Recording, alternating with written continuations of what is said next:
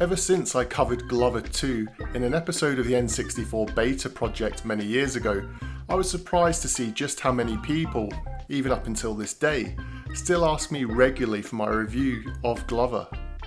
Glover was a multi-platform Nintendo 64 release in the Christmas 1998 window, and was developed by Interactive Studios and published by Hasbro or Nintendo depending on where in the world you're from. It was first announced at E3 in 1998 and was announced then as being around 60% complete, and so eyebrows were raised as to how they'd be able to get the game fully ready for a Christmas 98 release window. Lo and behold though, development went particularly to plan, and in what feels like a rarity even for the time, the game met its target launch date. The game takes place in the Crystal Kingdom and the plot is fleshed out in a somewhat basic but detailed enough introductory cutscene where you learn the names of the key characters. The titular character Glover is the game's hero, and his arch nemesis, the evil Cross-Stitch, arises from the wizard's fumbled concoction at Crystal Castle. As the castle crumbles and all hell breaks loose, Glover quickly casts a spell to turn the crystals into rubber balls, and they all scatter into the game's 6 worlds, leaving one at Crystal Castle, which is just enough for Glover to use to unlock the first world to enter on his quest to recapture all of the crystals and clear the Veil of Doom, which is now all over the hub world. So I say often, it's not Shakespeare here, but it's a gameplay here where you're in for something quite unique, as the gameplay is often like a cross between a platform game and perhaps something like Marble Madness. On paper it doesn't sound like it'll work, but in reality what you get here is one of the console's most unique titles, and to this day is probably one of the most recognisable games on the system. The hub world has a veil of darkness hanging in the air as you first play, which slowly gets lifted the further you progress. There are 6 worlds in the game, which are Atlantis, Circus, Pirate, Dinosaur, Horror and Space. While some of these worlds fall into the typical tropes of elemental challenges, the art direction here is fantastic and it really makes the game pop and feel alive. As each world is broken down into 3 progressively harder sub-levels, and then you fight one of the game's many bosses, before being rewarded with a bonus level for those who have achieved the required targets. When you first start, you should jump into the training area as the game is so unique and it's not your typical pick up and play game. And anyone who dodges the training stages will be quick to realise their mistake, because this really teaches you the fundamental controls of the game. In short, you're required to control Glover and work your way through the stages, which contain skill-based challenges, platform elements and puzzles which become increasingly more complex the more you play. Some of the later stages in the game are genuinely some of the most challenging on the console, and so for anyone who's used to breezing through some of these third-party Nintendo 64 games, will find a whole ton of content here to work through. You have your bright, colourful rubber ball, which is your go-to all-rounder. It handles balanced and can take some damage before eventually popping and costing you a life. You also have a range of other balls from metal, which adds weight and slows the speed down, as well as a bowling ball, which is great for striking enemies or knocking holes to move through. There are more balls you can change into on the fly, as part of the game's charm really is the trial and error approach to work out which ball is needed for the section of the level that you're working on. Now of course this would all be terrible if the game didn't handle perfectly, and this is a rare occasion where I literally don't think the game could handle any better. Sure, it takes some getting used to, but once you get some practice under your belt, you'll always feel in complete control here when you're moving the ball, or even when you're just jumping around with Glover hands free. Oh, that's a terrible joke, I apologise. I'll probably edit that out. But what really makes the game work so well is its physics, not just in terms of the different balls, but the environments too. If you move into water, for example, the ball handling will change accordingly. If you need to sink to reach the seabed, no problem. Select the metal ball and the added weight will help you reach those tricky switches under the sea. The analog stick just makes the game work perfectly, and alongside games like Super Mario for the Nintendo 64, it was a great example of just how greater the level of control you had in video games now was, especially with the analog stick. You just can't imagine playing this game with the D-pad. And you'll need that control too, because aside from completing the levels, you'll also see a whole host of red cards to pick up called Garibs. I had no idea why they were called yet. I used to think it was some weird French or Japanese name for playing cards, which is what they look like, but apparently it's a developer joke.